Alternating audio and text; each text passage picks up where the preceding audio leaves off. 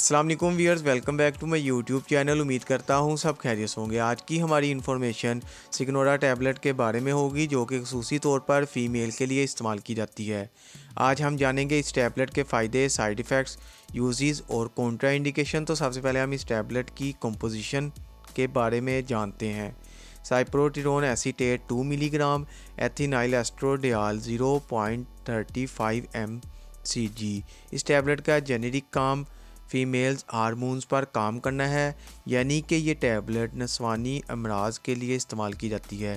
Detail में जाने से पहले अगर आप हमारे चैनल पर नए हैं तो चैनल को सब्सक्राइब करें और वीडियो को लाइक और शेयर ज़रूर करें। आप मज़ीद जानते हैं सिग्नोरा टैबलेट के फ़ायदे और जानते हैं और किन किन सूरतों में इस टैबलेट का फ़ीमेल इस्तेमाल कर सकती है। ये टैबलेट हार्मोन्स को रेगुलेट करके काम करती है, जो कि जिल्द और इनरेगुलर पीरियड्स को मुतासर करती है।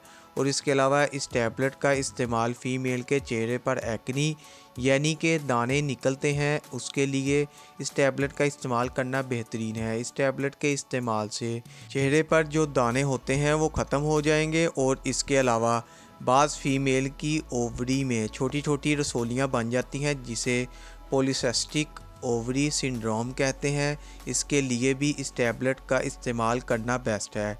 इसके अलावा इस टैबलेट का इस्तेमाल बाज़ फ़ीमेल के चेहरे पर या फिर और बाकी जिस्म के हिस्सों पर बाल निकल आते हैं तो उस हेयर ग्रोथ को रोकने के लिए इस टैबलेट का इस्तेमाल भी किया जाता है। इसके इस्तेमाल करने से जो जिस्म पर गैर ज़रूरी बाल होते हैं वो ख़त्म हो जाएंगे। ये थे इस टैबलेट के फ़ायदे।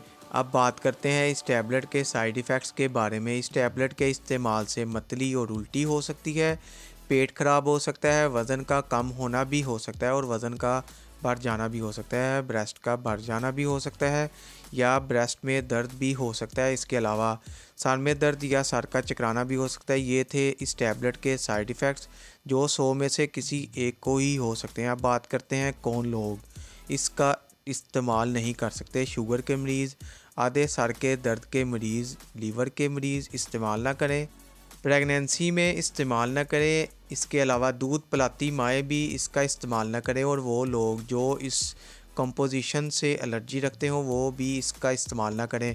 अब बात करते हैं इसके तरीका इस्तेमाल की। एक टैबलेट रोज़ाना इस्तेमाल करें, वो भी खाना खाने के बाद, और 21 डेज़ तक इस्तेमाल करें, वो भी लगातार 3 माह तक इस्तेमाल करें, या फिर जैसे डॉक्टर रिकमेंड करें वैसे इस्तेमाल करें। अगर वीडियो पसंद आए तो वीडियो को लाइक और शेयर ज़रूर करें।